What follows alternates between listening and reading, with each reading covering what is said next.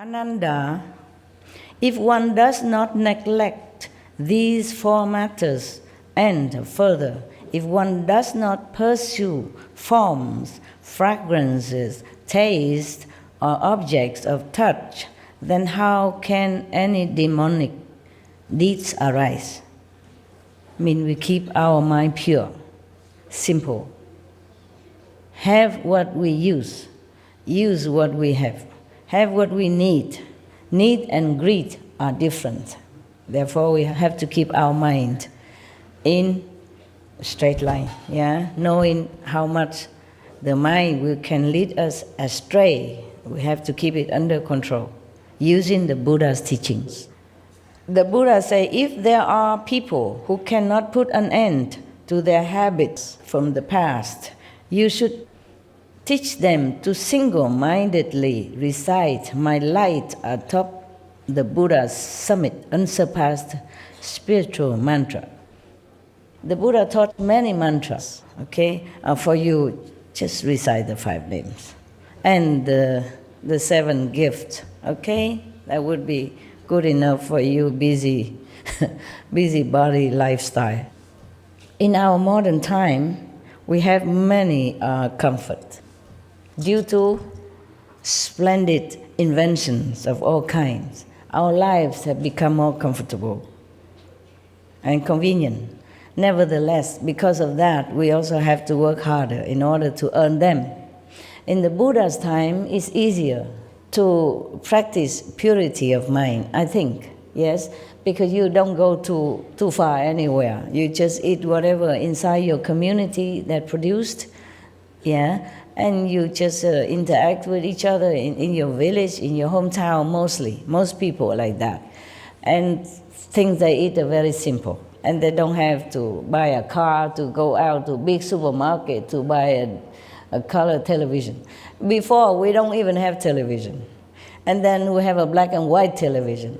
And then later we say, what? You still have black and white? No, I want a color television.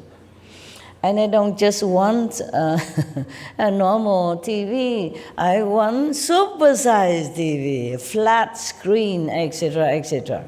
Therefore, we work harder, we're busier, and our mind is so difficult to control to the limit of what we need. Instead of just be satisfied with what we have, we want more and more all the time. Therefore, we are always in need. And when we're in need, we must think of the way to have what we think we need. And then we forget what is important in life. We have to keep up with the Jones, and then we forgot that we should keep up with the saints. We should remember what's important, because this life we will leave behind. Everything we have, we must leave behind. Anytime, anyway. You don't even know if it's tomorrow or next day. But just too busy, forget. Thus, we, the practitioners of the Kuan Yin method, always have to remind ourselves what is important, what is less important. And whatever we can minimize, downsize your life, then just do that.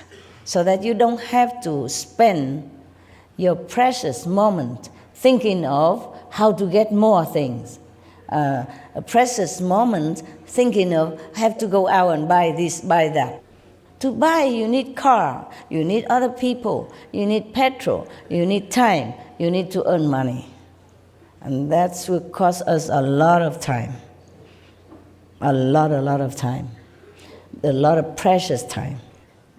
And if we have also been married with children and kids, then good luck. Good luck to you. Because there will be no ends to your obligation and duties. You have to work harder. Being a monks and nuns is a tough job, but I don't know if it's tougher to be lay people with families and children and the in-laws and the bosai in-law and the death anniversary, birth anniversary, marriage anniversary. Woe if you forget. I think my life is tough because I work so hard. But it is different. I work for the world. I work for others. I don't work for myself. Of course, I do work for myself also, but that is not the point. Most important is work for the world, for others. So whenever I go somewhere, I do something. I always ask, is this good for the world? Is this better for the world this way? Where do I stay so that I can meditate better? Where do I stay so that I can get a better spiritual merit points to give it to the world? Always this question. I never ask like, where do I stay so that I get more food or more comfortable, I become more pretty and get more things, nothing.